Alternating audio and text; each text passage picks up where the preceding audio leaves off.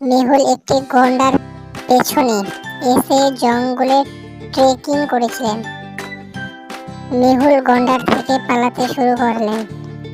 তিনি তাকে এড়িয়ে যেতে পেরেছিলেন, তবে তিনি গচ্ছ আদিবাসীদের সামনে এসেছিলেন। এখন আদিবাসীরা মেহুল আক্রমণ শুরু করে এবং তার পিছনে দৌড়ে যায়।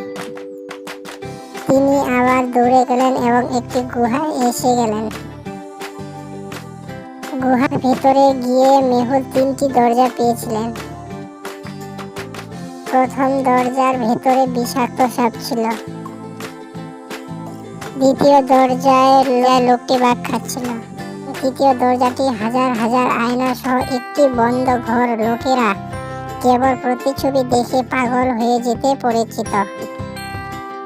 মেহুল কোন দরজা বেছে নেওয়া উচিত?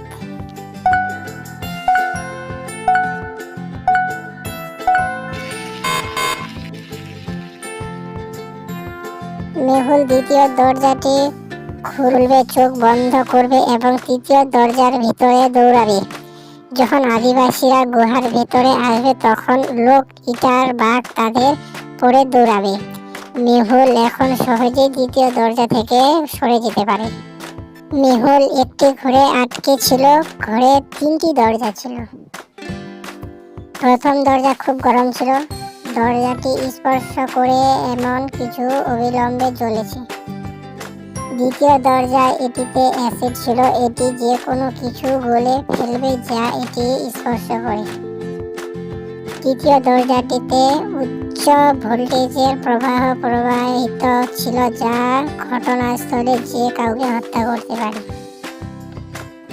আপনি কি সিদ্ধান্ত নিতে পারেন যে ঘর থেকে বাঁচতে মেহুল কোন দরজা নেওয়া উচিত? ভাবো।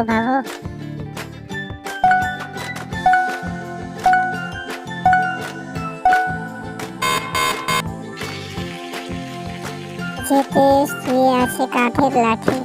কাঠ বিদ্যুতের একটি খারাপ কন্ট্রাস্টর। মেহুল লাঠির সাহায্যে দরজাটি ধাক্কা দেবে এবং পালাতে হবে।